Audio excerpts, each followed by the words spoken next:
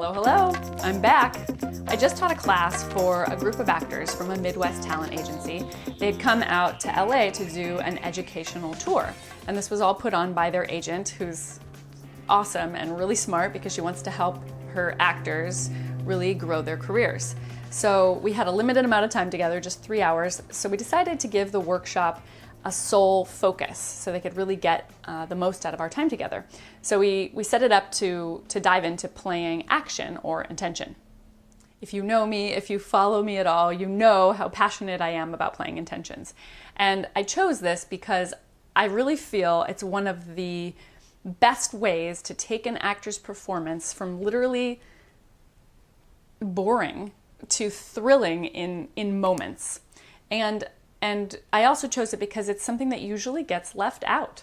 So at the beginning of the class, as I often do, just to see where we were, I asked them, what does it mean to play an intention in acting or play action?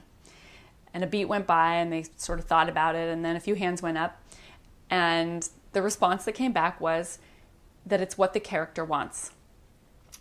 And my answer is not really, not really in acting. When I first ask actors this question, 95% of the time, they say this same thing, that intention is what the character wants. Why? I think it's confusing. And because of the word itself that's used, intention. I looked up the definition, and online it was defined as a thing intended, an aim or plan. So it makes perfect sense. An actor would think that intention is what the character wants. But in acting, it's referred to, the character's want is referred to as objective. So these are just words. After asking that question, I felt myself start to get excited because I knew our time together in the workshop would be really well spent. I explained that in acting, and these are just words, these are just the words we call them, but what the character wants is something we call objective. And it is directly related to intention. In fact, we can't figure out the intention unless we know what the character wants. It's part of what's sometimes called the triad of acting. So, and actually the definition, an aim or plan, fits directly into how intention works. So first, you're going to figure out what the character wants. You're going to figure out their objective. Then you need to figure out what's in the way.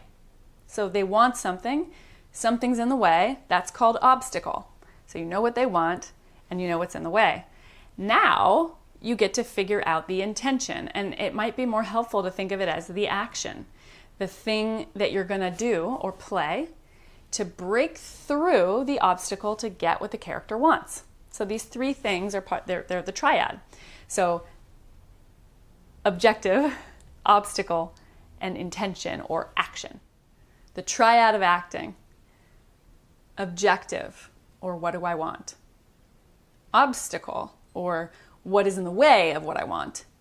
And then intention. What am I going to do, or what's my plan, right? Like the definition, my aim or plan, to break through the obstacles and get my objective or my want or my goal, my character's goal. Let's say your character's want or objective is to convince your friend that your dog Odie did not, in fact, tear up their new sofa.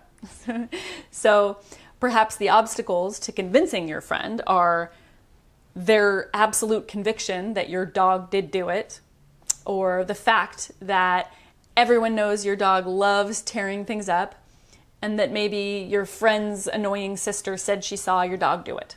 Now, what are your verbs? What are you going to do? And big hint here, you need verbs. They have to be verbs or verb phrases to break through all those obstacles and convince your friend that your dog is completely innocent of this sofa crime. Okay, so you think, I know what I want.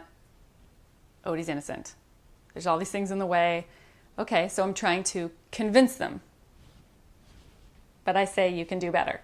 That's where you'll go first, and that's okay. Keep thinking active verbs and verb phrases. What about to lay out your case, or to plead Odie's innocence, maybe to belittle them for thinking so low of sweet Odie, to dismantle the sister's case.